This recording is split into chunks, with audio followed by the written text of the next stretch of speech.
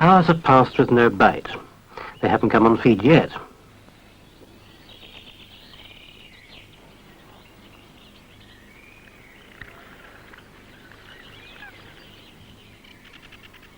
Brian brings in his bait for a check.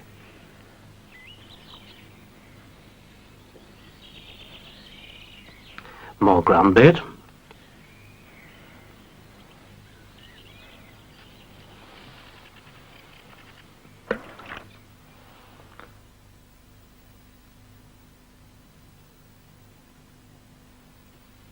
He's decided to try a change of bait, worm, a nice lively one fresh from a moss.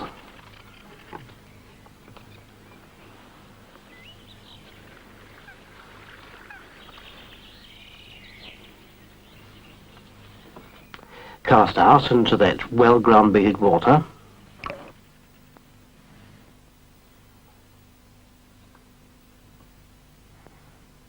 The worm lies nicely along the bottom, cocking the float delicately as before, so that it will respond and indicate any interest the fish may be showing down there in the new bait.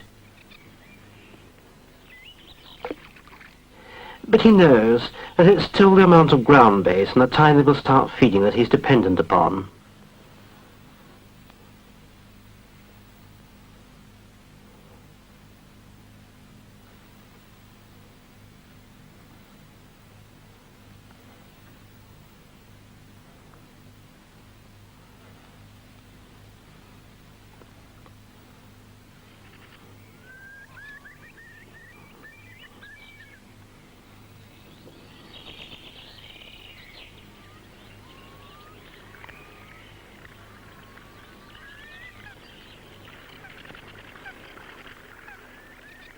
Hello, bubbles breaking on the surface.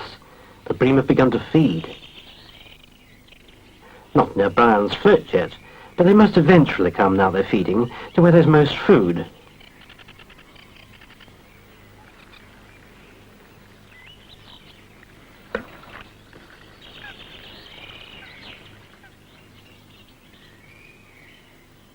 Watch that float.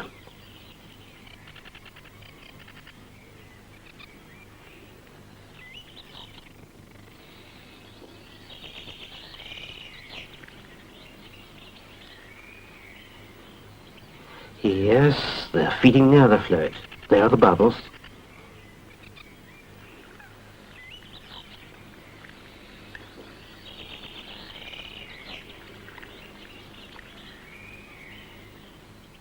The float's stirring. It's tilted.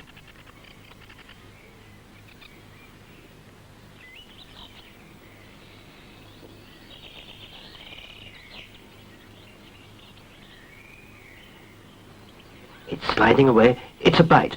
Brian strikes sideways, and he's got it. By the bend of the rod, it looks quite a reasonable fish. Turn the rod to raise the bream and draw it away from the shoal, so as not to disturb the others.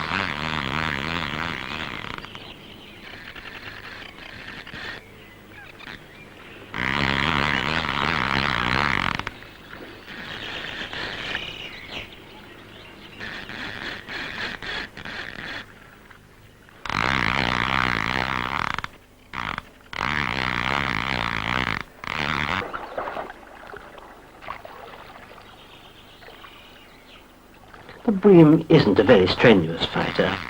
It's in the wooing and catching of him that the most of the fun comes.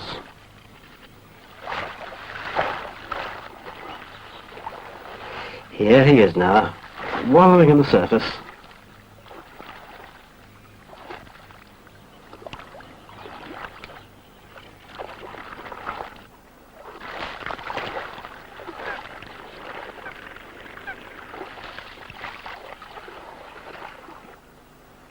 Brian carefully draws him towards the bank before sinking the landing net under him and bringing him ashore. Well, there he is, a good bream of about 1.5 to 2 pounds.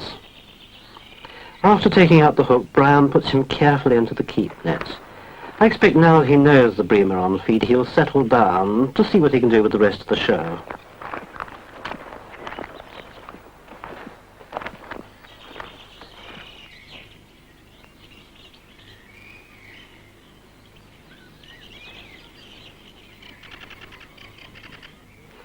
And as the evening draws in, we'll leave him there with our good wishes.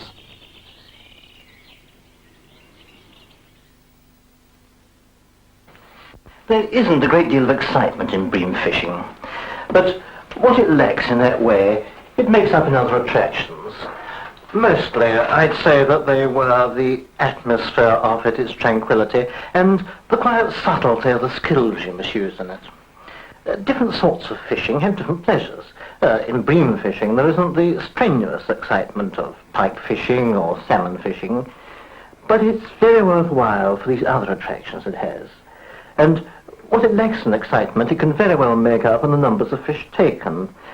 There may come a day when you happen upon a large shoal of bream, and you may take them one after another, even catching as many as 100 possibly. And I must say that, for myself, there is something in that, and I find the whole context of bream fishing very satisfying. This dreamlike tranquility, its context of quiet water and rushes, the calls of coot and moorhen, altogether a very satisfying and delightful pursuit, I find it. Well, goodbye for now, and I think we shall be going fishing again together soon.